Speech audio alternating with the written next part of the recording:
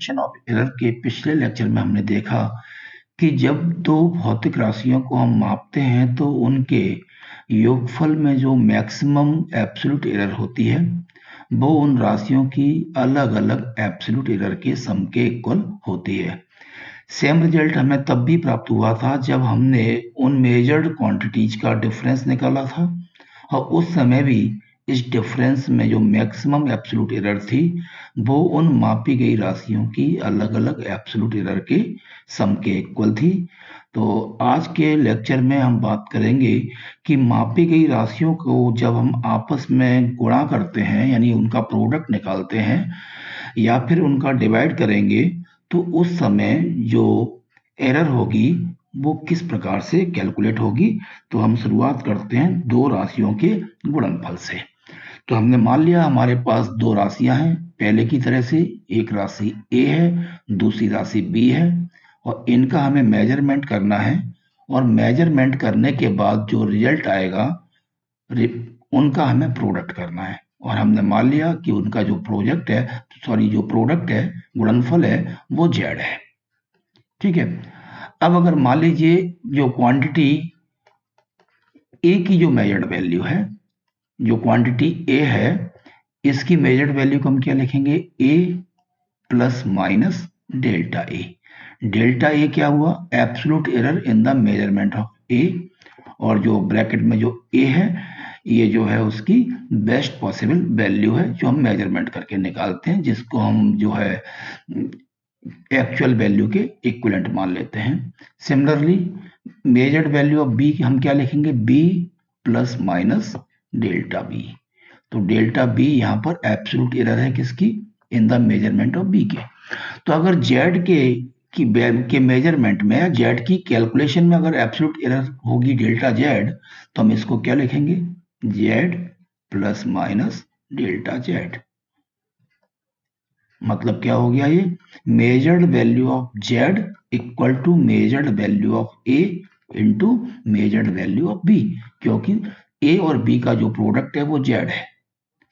तो जब हम ए और बी की जगह पर इनकी रियल वैल्यू को लिखेंगे तो हमें जेड की रियल वैल्यू मिलेगी। ए और बी की जगह पर हम इनकी मेजर्ड वैल्यू को लिखेंगे तो हमें जेड की मेजर्ड वैल्यू मिलेगी। तो ये जेड की मेजर्ड वैल्यू के लिए रिलेशन मिल गई हमें। अब थोड़ा सा हम इसको सॉल्व करेंगे तो क्या आएगा, चलिए ये फर्स्ट ब्रैकेट से हमने ए को कॉमन ले लिया।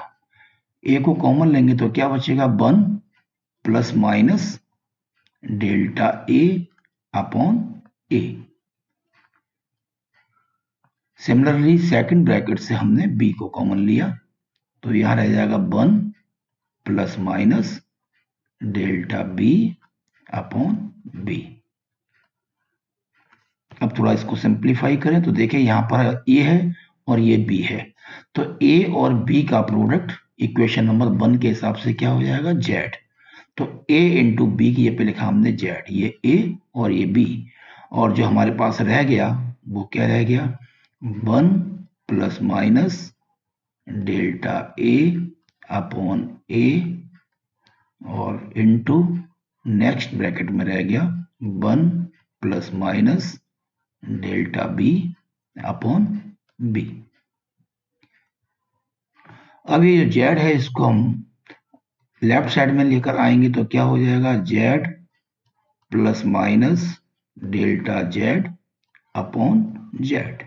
इस वाले जेड को हम इस साइड ले आए, जेड इस साइड आ गया। अब यहाँ पे बचे दोनों ब्रैकेट, इनको हम ओपन करके इसका मल्टीप्लाई कर लें तो इस 1 का मल्टीप्लाई इस 1 से करेंगे तो आ जाएगा 1। देन ये जो plus minus delta A upon A का मल्टीप्लाई 1 से करेंगे तो plus minus delta A upon A. Then इस 1 का मल्टीप्लाई हम इस सेकंड टर्म से करेंगे डेल्टा बी अपॉन बी से, तो ये हो जाएगा plus minus delta B upon B, और फिर ये सेकंड टर्म में डेल्टा ए अपॉन ए का मल्टीप्लाई इससे करेंगे तो ये हो जाएगा plus minus delta A upon A into delta B upon B. अब देखें यहाँ पर नेक्स्ट स्टेप, यहाँ पर हम जेड का दोनों जगह अलग अलग डिवाइड करेंगे तो इस जेड का इस जेड से डिवाइड करेंगे तो आ जाएगा 1, देन प्लस माइनस इस जेड का डिवाइड करेंगे तो ये हो जाएगा delta Z upon Z equal to 1 plus minus delta A upon A plus minus delta B upon B. और जो लास्ट टर्म है जरा उस पर थोड़ा सा आप ध्यान दें, सिंस डेल्टा ए अपॉन ए, ध्यान दें ए हमारी क्वांटिटी है जो हमने मेजर की है, जिसको हमने एक्चुअल वैल्यू ऑफ ए की तरह ट्रीट किया हुआ है, और डेल्टा ए इसमें एब्सोल्यूट एरर है। तो ये एब्सोल्यूट एरर ए से काफी छोटी होगी, तो इसका हम डिवाइड करेंगे तो डिवाइड 1 से छोटा आएगा।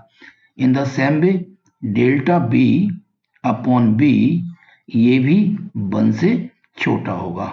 तो जब हमारे पास दो वैल्यूज हैं, ये 1 से काफी छोटी हैं, तो इनका जब हम आपस में प्रोडक्ट करेंगे यानी इसका मल्टीप्लाई करेंगे तो ये और भी छोटा हो जाएगा 1 से, तो हम इसको नेग्लिजिबल मान के छोड़ सकते हैं। So hence delta A upon A into delta B upon B कैसा होगा? नेग्लिजिबल होगा, विल बी नेग्लिजिबल।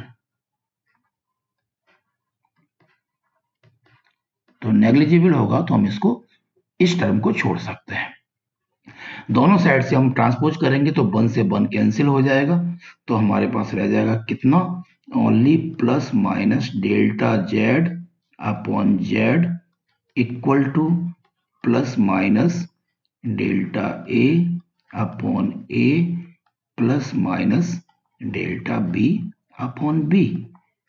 तो डेल्टा जेड अपॉन जेड को हम क्या कहेंगे? Relative error in the measurement of Z. In the same way ये relative error in the measurement of A और ये relative error in the measurement of B. तो ये एब्सोल्यूट एरर में जब हम एक्चुअल वैल्यू का डिवाइड करते हैं तो वो रिलेटिव एरर कहलाती है। तो इसकी मैक्सिमम वैल्यू कितनी हो जाएगी? तो hence maximum relative error in the measurement of z will be delta z upon z equal to, maximum के लिए हम दोनों साइन कैसे लेंगे? पॉजिटिव, जैसा कि हमने पिछले लेक्चर में भी किया था जब एडिशन और सब्ट्रैक्शन के लिए बात की थी। Delta A upon A plus delta B upon B.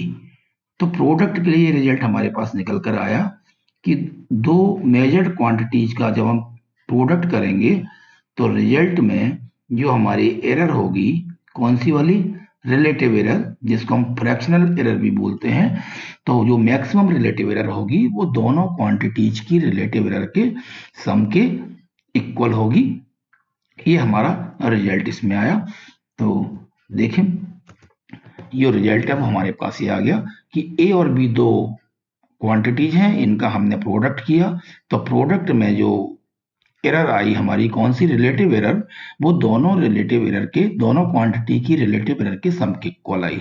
यहां से एक बात और देखिए, अगर इस इक्वेशन में हम 100 का मल्टीप्लाई कर दें, डेल्टा जेड अपॉन जेड है, इसमें हमने 100 का मल्टीप्लाई किया और राइट साइड में भी हमने 100 का मल्टीप्लाई कर दिया, तो टर्म हमारा क्या बन जाएगा? Into 100 and plus delta B upon B into 100। तो ध्यान दें डेल्टा जेड अपॉन जेड क्या है? रिलेटिव एरर है, और रिलेटिव एरर में जब हम 100 का मल्टीप्लाई करते हैं तो परसेंटेज एरर बन जाती है। तो delta Z upon Z into 100 को हम क्या कहेंगे? Percentage error in Z. Similarly delta A upon A into 100 को कहेंगे percentage error in A, and delta B upon B into 100 को कहेंगे परसेंटेज एरर इन बी। यानी यहां से हम डायरेक्ट इसको लिख सकते हैं। तो क्या बनेगा? अगर दो क्वांटिटीज का हम प्रोडक्ट करेंगे तो जो प्रोडक्ट में जो परसेंटेज एरर होगी वो दोनों क्वांटिटीज की परसेंटेज एरर के सम के इक्वल होगी। हम इसको इस तरह से भी कह सकते हैं, या तो इस तरह से बोलेंगे कि प्रोडक्ट में जो मैक्सिमम रिलेटिव एरर है या जो फ्रैक्शनल एरर है वो दोनों क्वांटिटी की फ्रैक्शनल एरर के सम के इक्वल होगी, या यूं कहेंगे कि प्रोडक्ट में जो परसेंटेज एरर है वो दोनों क्वांटिटीज की परसेंटेज एरर के सम के इक्वल होगी। तो ये रिजल्ट हमारा किसके लिए निकला? प्रोडक्ट के लिए। चलिए अब हम इस पर एक न्यूमेरिकल देख लेते हैं। तो न्यूमेरिकल है the voltage across A lamp is 6.0 plus minus 0.1 volt and the current passing through it is 4.0 plus minus 0.2 ampere. Find the power consumed. What is the percentage error in calculation of power. यानी हमारे पास एक bulb है, lamp है, उस पर हमने voltage लगाया है। वोल्टेज कितना है? 6 वोल्ट है और वोल्टेज के मेजरमेंट में हमसे 0.1 वोल्ट की एरर हो रही है। इतना वोल्टेज लगाने पर उसमें जो करंट फ्लो हो रहा है वो कितना हो रहा है? 4.0 एम्पियर। और इस करंट के मेजरमेंट में जो एरर है वो 0.2 एम्पियर की है। तो पूछ रहा है कि पावर का कितना कंजप्शन हुआ, कितनी विद्युत शक्ति उसमें खर्च हुई, और जो हम पावर का कंजप्शन निकालेंगे उसमें परसेंटेज एरर कितनी है वो भी हमें निकालनी है। तो चलिए वोल्टेज को हमने V से इंडिकेट कर लिया, जो है voltage V equal to 6.0 plus minus 0.1 volt and जो करंट है हमारे पास जो फ्लो हो रहा है, करंट को हमने I से इंडिकेट कर लिया और ये है कितना? 4.0 प्लस माइनस 0.2 एम्पियर। तो ध्यान रखना है वोल्टेज की एक्चुअल वैल्यू हमारी ये है और ये एरर है, जिसको ये चूंकि V की वैल्यू तो एरर को हम डेल्टा V कहेंगे। इसी तरह से करंट की जो एक्चुअल वैल्यू है या जो हम ट्रू वैल्यू मान लेते हैं वो कितनी है? 4.0 है और उसमें एरर कितना है? 0.2, जिसको हम कहेंगे डेल्टा आई। हमें निकालना क्या है? पावर निकालना है। तो सिंस पावर जो इलेक्ट्रिक सर्किट में कंजप्शन होता है उसका फॉर्मूला होता है V इंटू आई, यानी वोल्टेज और करंट के प्रोडक्ट से यानी गुणनफल से हम पावर को निकालते हैं। तो यहाँ पे देखिए power equal to V upon I है, तो हम एक्चुअल पावर को पहले कैलकुलेट कर लें। तो यहाँ पर V की एक्चुअल वैल्यू कितनी है? 6.0 वोल्ट। तो 6.0 इंटू आई है करंट की एक्चुअल वैल्यू, वो कितनी है? 4.0। यहाँ पे हम प्रोडक्ट करेंगे तो सीधा सीधा मल्टीप्लाई करने से जो हमारा आंसर आएगा 24.00, और पावर की यूनिट होती है वाट। अब यहाँ पर एक चीज देखनी है हमें कि जो 6.0 में हमारे सिग्निफिकेंट फिगर है 2 और इसमें भी 2 है, और जब हम प्रोडक्ट करते हैं तो जो रूल होता है कि दो क्वांटिटी जिनका हम प्रोडक्ट करेंगे तो जिस क्वांटिटी में सबसे कम सिग्निफिकेंट फिगर होंगे उतने ही सिग्निफिकेंट फिगर में हमारा आंसर लिखा जाएगा। तो इसका सिग्निफिकेंट फिगर के हिसाब से जब हम इसको लिखेंगे तो ये ओनली 24 वाट ही लिखा जाएगा, क्योंकि यहाँ पे दो सिग्निफिकेंट फिगर है। यहाँ पर देख रहे हैं पहली क्वांटिटी 6.0, यहाँ दो सिग्निफिकेंट फिगर है 6 और 0, यहाँ भी दो है, हमारे आंसर में भी दो होंगे। तो अब सिग्निफिकेंट फिगर के दृष्टि से देखें, रूल से देखें, तो इसको हम क्या लिखेंगे? 24 वाट। अब हमने चूंकि पावर निकाल ली तो पावर में इस कैलकुलेशन में कुछ ना कुछ एरर भी होगी, तो एरर कैलकुलेट करना है। तो नाउ अब देखें यहाँ पावर का P का मल्टीप्लाई V और I से हो रहा है, और अभी हमने रूल देखा अगर P equal to V into I है तो relative error in P equal to relative error in V और plus relative error in I, जो अभी हमने प्रूव किया था Z equal to A into B। तो इस तरह से delta Z upon Z equal to delta A upon A plus delta B upon B आया था। मतलब कहने का इन दोनों क्वांटिटी का प्रोडक्ट हुआ है, तो प्रोडक्ट को हमने P लिखा है, तो P में जो रिलेटिव एरर होगी वो V की रिलेटिव एरर और I की रिलेटिव एरर का सम होगी। हम वैल्यू रखते हैं यहाँ पर डेल्टा V कितना है? 0.1 और V की वैल्यू कितनी है? 6.0 प्लस डेल्टा I कितना है? 0.2 अपॉन I की वैल्यू कितनी है? 4.0। अब जब हम इसको सॉल्व करेंगे तो सॉल्व करने पर ये जो आपकी वैल्यू आएगी ये 0.067, इस तरह से आपकी ये वैल्यू आएगी। और क्योंकि ये रिलेटिव एरर है तो इसकी कोई यूनिट नहीं होती, हम इसको इसी तरीके से लिखेंगे।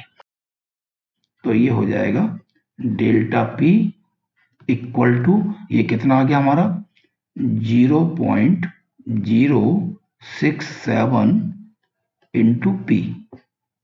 इस पी को हमने ट्रांसपोज कर दिया, तो 0.067 इंटू पी की वैल्यू हमारी कितनी आ गई, यहां पर पी की वैल्यू आ गई हमारी 24। और अब हम 24 का इससे मल्टीप्लाई करेंगे तो ये हमारे पास आ जाएगा 1.6। अब चूंकि डेल्टा पी है इसकी यूनिट होगी वाट, एब्सोल्यूट एरर की यूनिट वही होती है जो उस क्वांटिटी की होती है। तो ये एब्सोल्यूट एरर किसकी है, पावर की है, तो पावर की जो यूनिट होगी वही इसकी होगी।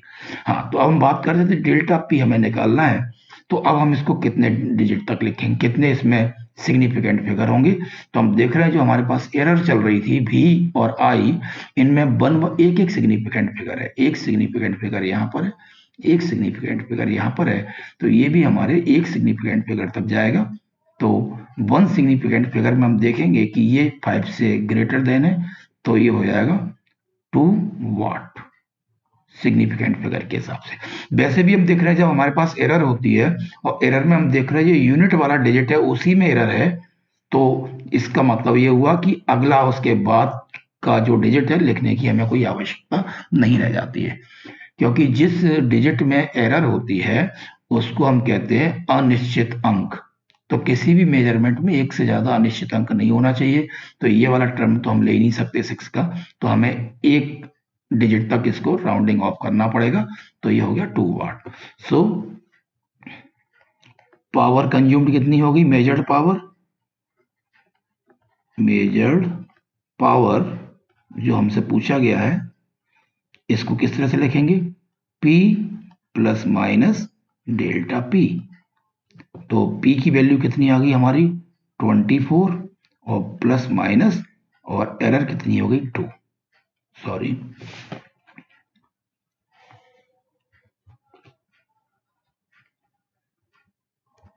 तो ये कितना आ गया हमारे पास 2 वाट। तो हमारा आंसर इस तरह से जाएगा। और हमसे क्या पूछा है इसमें, percentage error and percentage error in P, इसको कैसे निकालेंगे, परसेंटेज एरर के लिए रिलेटिव एरर इंटू 100, इस तरह से निकलेगी। तो रिलेटिव एरर यानी डेल्टा P अपॉन P की वैल्यू हमें लिखनी है, तो डेल्टा P अपॉन P की वैल्यू हम कौन सी लिखेंगे, ये हमारे पास आई हुई है, इसमें 100 का मल्टीप्लाई करेंगे, तो डेल्टा P अपॉन P आ गया हमारे पास 0.067 इंटू 100, तो ये कितना हो जाएगा 6.7%। तो ये भी हमारे पास 1 सिग्निफिकेंट फिगर में जाएगा, तो 1 सिग्निफिकेंट फिगर में हो जाएगा 7%। तो परसेंटेज एरर होगी हमारी कितनी 7%। तो इस तरह से हम न्यूमेरिकल सॉल्व करेंगे। अब हम देखेंगे कि दो राशियों के भागफल में त्रुटि किस प्रकार से कैलकुलेट होगी। तो इसके लिए हम शुरू करते हैं। पहले की तरह हमने मान लिया कि हमारे पास दो क्वांटिटी है ए और बी, और जिनका डिवाइड करने पर जो रिजल्ट आता है उसको हमने मान लिया जेड। तो हम क्या लिखेंगे, Z equal to A upon B. So measured value of Z को हम किस तरह से लिखेंगे, Z plus minus delta Z, और ये इक्वल किसके हो जाएगा, मेजर्ड वैल्यू ऑफ ए यानी कि A plus minus delta A divided by measured value of B यानी कि B plus minus delta B. इसको सॉल्व करने के लिए जो ऊपर से हमने ए को ले लिया कॉमन, तो यहां रह जाएगा 1 plus minus delta A upon A divided by, यहां से हमने b कॉमन ले लिया तो रह जाएगा b 1 plus minus delta b upon b। अब यहां पर देखें, ये हो गया ए अपॉन बी। ए अपॉन बी इक्वल किसके? जेड के। तो ए अपॉन बी को हमने लिखा जेड, और यहां से बचा 1 plus minus delta A upon ए। तो 1 plus minus delta A upon A, और डिनोमिनेटर में जो बचा इसको हम ऊपर ले जाएं तो पावर का साइन चेंज हो जाएगा। तो ये हो जाएगा 1 plus minus delta B upon B to the power -1। तो नेक्स्ट स्टेप हमारा क्या आएगा? यहां तो हमारे पास z plus minus delta z है, और इस z को हम ट्रांसपोज करके इस साइड लाएंगे तो ये आ जाएगा हमारे पास किसमें? अपॉन में। अब क्या रह जाएगा राइट साइड में? एक तो ये फर्स्ट ब्रैकेट वाली quantity 1 plus minus delta A upon A, और सेकंड ब्रैकेट की जो क्वांटिटी है इसमें देखिए, इसमें हम बाइनोमियल थ्योरम लगा सकते हैं। आपको ध्यान हो कि अगर मान लीजिए हमारे पास है 1 plus X to the power n, और x की वैल्यू 1 से छोटी है, तो हम इसको अप्रोक्सीमेटली इक्वल टू लिख सकते हैं 1 प्लस एन एक्स। कब?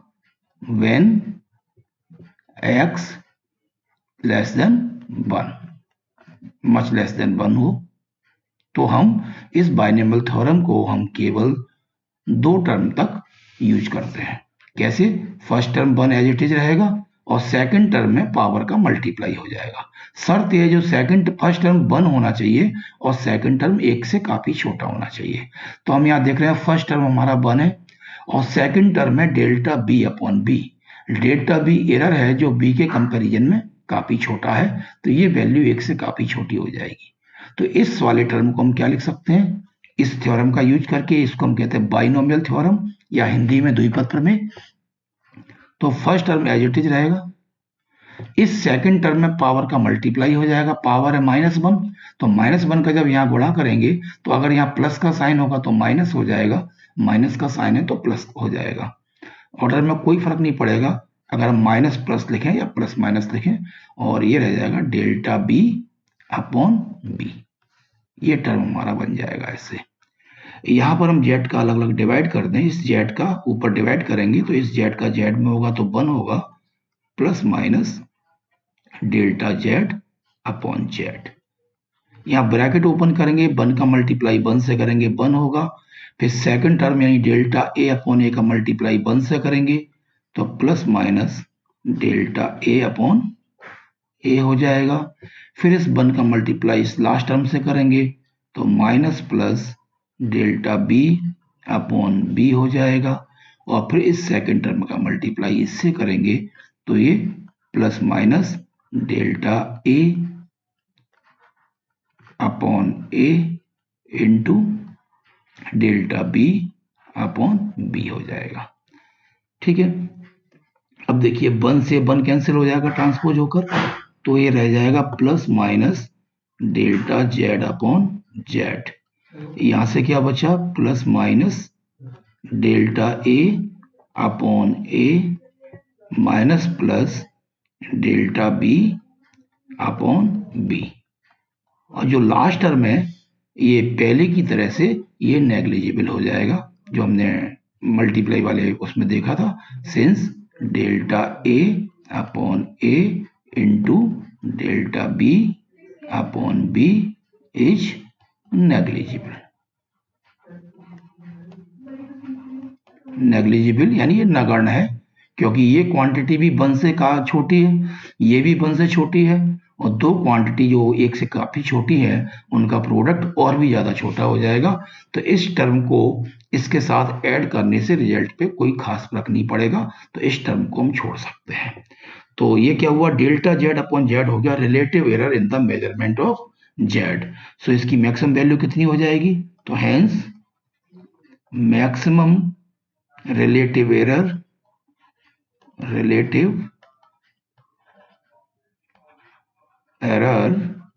इन द मेजरमेंट ऑफ जेड कितना हो जाएगा? Delta Z upon Z, positive sign ले लेंगे तो ये हो जाएगा delta A upon A plus delta B upon B. तो हम देख रहे हैं ये रिजल्ट भी सेम वही आया जो कि दो क्वांटिटीज के प्रोडक्ट में आया था। यानी चाहे हम दो क्वांटिटीज का प्रोडक्ट निकालें, चाहे उनका डिवाइड करें, रिजल्ट में जो एरर होगी, रिलेटिव एरर होगी, वो दोनों केसेज में सेम टाइप से निकाली जाएगी। तो ये रिजल्ट हमने लिखा है डिवीजन वाले का, ए और बी का हमने डिवाइड किया, तो relative error delta Z upon Z equal to हुई relative error in the first measured quantity plus relative error in the second measured quantity. और वही चीज अगर इस इक्वेशन में हम 100 का मल्टीप्लाई कर दें तो जो फर्स्ट टर्म है वो बन जाएगा परसेंटेज एरर इन जेड, ये बन जाएगा delta A upon A into 100 percentage error in A, और इसी तरह से ये बन जाएगा percentage error in the measurement of B. यानी दो क्वांटिटीज का हम डिवाइड करेंगे तो रिजल्ट में परसेंटेज एरर होगी, वो उन क्वांटिटीज की परसेंटेज एरर के सम के इक्वल होगी। तो ये रिजल्ट हमारा आया डिवीजन यानी क्वोशिएंट का। तो अब हम इस पर देख लेते हैं एक न्यूमेरिकल। तो न्यूमेरिकल है a body travels uniformly a distance of 13.8 plus minus 0.2 metre in a time 4.0 plus minus 0.3 second. यानी कोई ऑब्जेक्ट है वो मूव कर रही है यूनिफॉर्मली, मतलब यूनिफॉर्म स्पीड से, और वो 4.0 प्लस माइनस 0.3 सेकंड टाइम में जो डिस्टेंस कवर कर रही है वो 13.8 प्लस माइनस 0.2 मीटर है। यानी ऑब्जेक्ट ने मोशन किया, हमने उसका टाइम मेजर किया, हमने उसकी डिस्टेंस मेजर की, है ना। हमने देखा कि वो 4 सेकंड तक मोशन हुआ, तो हमने जो टाइम कैलकुलेट किया है 4.0 सेकंड, उसमें 0.3 सेकंड की एरर है, और इतने टाइम में उसने जितनी डिस्टेंस कवर की वो डिस्टेंस है 13.8 मीटर, और इस डिस्टेंस के मेजरमेंट में जो एरर हमसे मैक्सिमम हो सकती है वो है 0.2 मीटर की। तो पूछ रहा है कि उसकी स्पीड कितनी कैलकुलेट होगी। अगर हम इतनी डिस्टेंस मेजर कर रहे हैं विद एरर, इतना टाइम मेजर कर रहे हैं विद एरर, तो इस जो हमारे रिजल्ट हैं इससे हम स्पीड निकालेंगे, तो वो स्पीड कितनी होगी विद एरर बताएंगे, और परसेंटेज एरर भी निकालेंगे। तो यहां पर देखें डिस्टेंस कवर्ड को हमने एस से इंडिकेट कर दिया, और ये है 13.8 प्लस माइनस 0.2 मीटर, ये तो distance covered, and time T equal to 4.0 plus minus 0.3 second, ये हमें गिवन है। और हमें क्या निकलना है, स्पीड। तो पहले हम देखें स्पीड का फॉर्मूला क्या होता है। स्पीड भी इक्वल टू होता है डिस्टेंस अपॉन टाइम, यानी डिस्टेंस और टाइम जो हमने मेजर किया है उनका हमें डिवाइड करना है, तो डिवाइड का रूल लगेगा। तो अभी हम क्या निकाल रहे हैं, स्पीड की कौन सी ट्रू वैल्यू। तो यहाँ पर हम डिस्टेंस की ट्रू वैल्यू लिखेंगे, वो कितनी है 13.8 मीटर, एंड टाइम की ट्रू वैल्यू कितनी है 4.0 सेकेंड।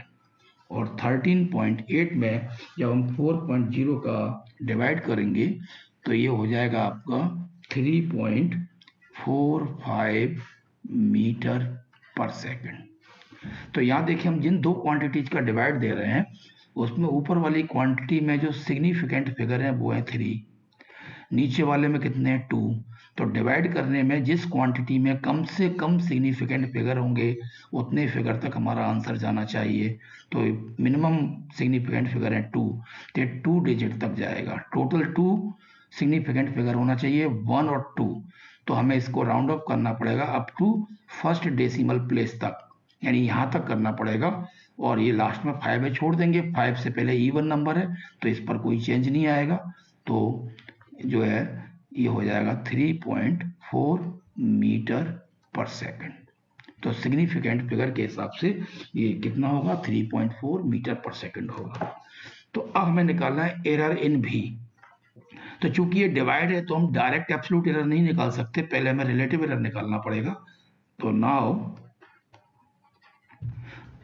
भी में रिलेटिव एरर क्या हो जाएगा, डेल्टा भी अपॉन भी इक्वल टू, ये क्या है एस, तो रिलेटिव एरर इन S delta S upon S plus फिर क्या है टी, रिलेटिव एरर इन T, delta T upon T. Value रखें, डेल्टा एस कितना है 0.2 और एस कितना है 13.8 प्लस डेल्टा टी कितना है हमारा 0.3 अपॉन टी कितना है 4.0। ये वैल्यूज हमने रख ली। इन वैल्यूज को जब हम सॉल्व करेंगे तो आप इसको देख सकते हैं डिवाइड करके फिर ऐड करके, तो ये आप आएगा अपना 0.0895 ये हमारा लगभग इतने के आसपास आंसर आएगा। तो अब हमें निकालना है डेल्टा भी, तो हैंस डेल्टा भी। तो ध्यान दें डेल्टा भी अपॉन भी इक्वल टू आ गया इतना, तो डेल्टा भी चाहिए तो भी को हमें इधर ट्रांसपोज करना पड़ेगा। तो ये हो जाएगा कितना 0.0895 इंटू वी। अब हम भी की वैल्यू लिखेंगे तो 0.0895 इंटू भी की वैल्यू कितनी आ गई हमारे पास। अब देखिए भी की वैल्यू हम यहाँ पर ये वाली लिखेंगे क्योंकि ये तो अप्रोक्सीमेट वैल्यू है, तो हम अप्रोक्सीमेट वैल्यू लगाएंगे तो आंसर में और अंतर आ सकता है। तो हम ये वाली वैल्यू को रख करके मल्टीप्लाई करेंगे 3.45 और बाद में कितने डिजिट तक हमें छोड़ना है वो डिसाइड करेंगे। तो भी की ये वैल्यू हम लिखेंगे जो मल्टीप्लाई करने पर आई थी, और इसका जब हम मल्टीप्लाई करेंगे तो ये हमारा आएगा 0.3087 और यूनिट क्या होगी डेल्टा भी की, वही जो भी की है मीटर पर सेकंड। अब देखिए हमें डेल्टा भी कैलकुलेट करना था, एरर कैलकुलेट करनी थी, और हमारे पास जो एरर चल रही है उसमें जो है कितने टर्म्स अपने पास 1 और 1 ये है। तो इस हिसाब से हम इसको डेसिमल पॉइंट के बाद फर्स्ट डिजिट तक, फर्स्ट फिगर तक हम इसको अप्रोक्सीमेट करेंगे। तो ये कितना आ जाएगा हमारे पास फर्स्ट तक करने पर, ये हो जाएगा 0.3 मीटर पर सेकंड। तो इसमें कितने सिग्निफिकेंट फिगर हुए ओनली 1। तो डेल्टा भी हमें मिल गया। सो मेजर्ड स्पीड कितनी हो जाएगी, मेजर्ड स्पीड कैसे लिखेंगे v प्लस माइनस डेल्टा भी। तो यहां पर जब हम लिखेंगे तो जो प्रॉपर जो हमारे डिजिट है उसी टर्म में लिखा जाएगा। तो v की वैल्यू 3.4 प्लस माइनस डेल्टा भी 0.3 मीटर पर सेकंड। तो जब हम कैलकुलेशन करते हैं तो जितने डिजिट होना चाहिए उससे ज़्यादा डिजिट रख के मल्टीप्लाई करते हैं और फिर बाद में इसको कर लेते हैं जितना हमें चाहिए, क्योंकि ऐसा नहीं करेंगे हम अप्रोक्सीमेट वैल्यू को लेंगे तो आपकी कुछ डिजिट में चेंज आ सकता है कहीं कहीं पर। तो हमेशा ध्यान रखना है कैलकुलेशन करते समय जो इंटरमीडिएट टर्म है वहाँ पर हम 1-2 डिजिट ज़्यादा लेके चल सकते हैं, लेकिन फाइनल आंसर लिखते समय हमें उतने ही डिजिट तक जाना पड़ेगा। तो मेजर्ड स्पीड हमारी ये आ गई, और अब हमें क्या निकालना है percentage error and percentage error in the measurement of भी कितना हो जाएगा। और परसेंटेज एरर कैसे निकालते हैं, रिलेटिव एरर डेल्टा भी अपॉन भी इंटू 100%। अब देखें डेल्टा भी अपॉन भी की वैल्यू कितनी आ गई हमारी, ये 0.0895 0.0895 इंटू 100, और जब मल्टीप्लाई करेंगे तो ये हो जाएगा कितना 8.95 और 1 सिग्निफिकेंट फिगर तक इसको लिखेंगे तो ये हो जाएगा हमारे पास 9%। तो ये होगा हमारा फाइनल आंसर 9%। ठीक है, और ये हुई हमारी मेजर्ड स्पीड।